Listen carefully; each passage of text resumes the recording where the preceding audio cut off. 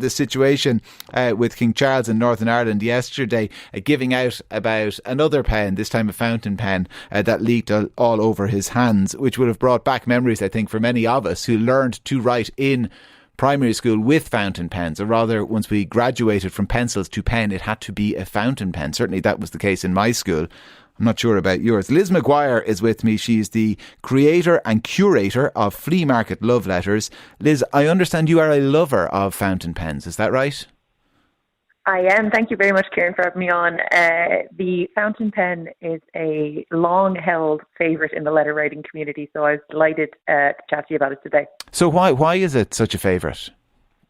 I think that there's just a real sort of romance to having a fountain pen. Now, I understand, who among us hasn't had a splotchy, inky finger one or two, but I think, sitting down and taking the cap off and really having that experience with it is sort of into the romance and the allure of at least letter writing.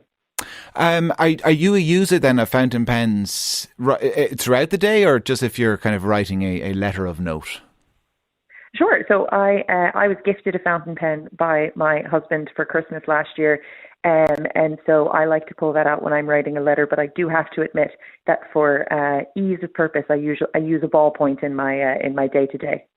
Is there just something about the ballpoint that lacks the kind of gravity or solemnity of a mountain pen?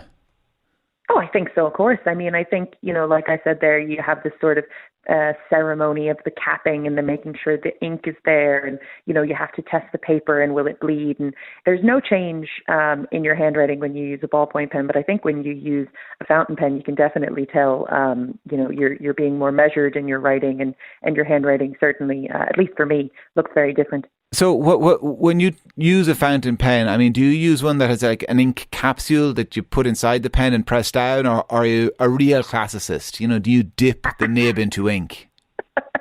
No, I have to say on this I use a cartridge.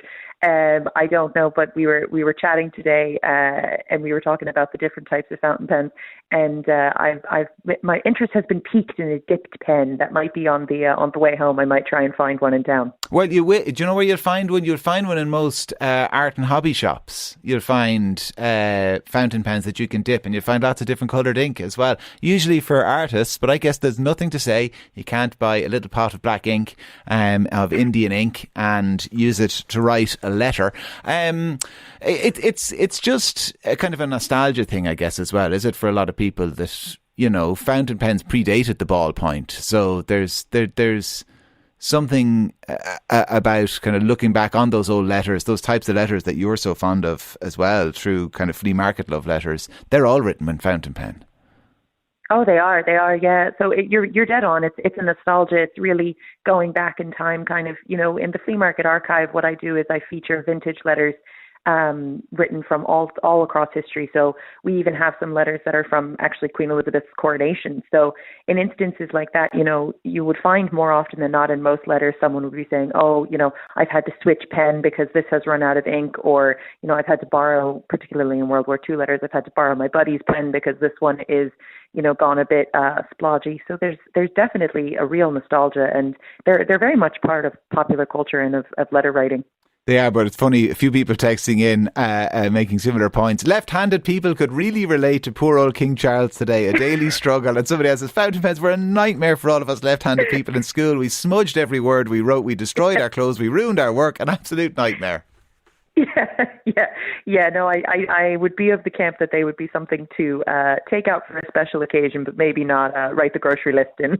And can you see evidence on those old letters as well? And you mentioned some dating back to the Queen's coronation, of the type of struggles Charles had as well when he was signing the date. He actually signed the wrong date as well, I think. That's something else that annoyed him. That the ink was smudged, or you can see in those old letters where it runs out and they have to run off and find a new capsule or a new tin of ink to dip in? Yeah, absolutely can. And I think that really sort of adds to the story of the letter. The letters are a piece of social history, just like this story is kind of an idea of a moment in time captured. And it's particularly, in my opinion, you mentioned art earlier, arts and hobbies. To me, it's a bit of a piece of art to kind of see a letter go through the process. And you can tell as well from sort of the passion that someone's writing with, the pressure they're using on the page and that sort of thing.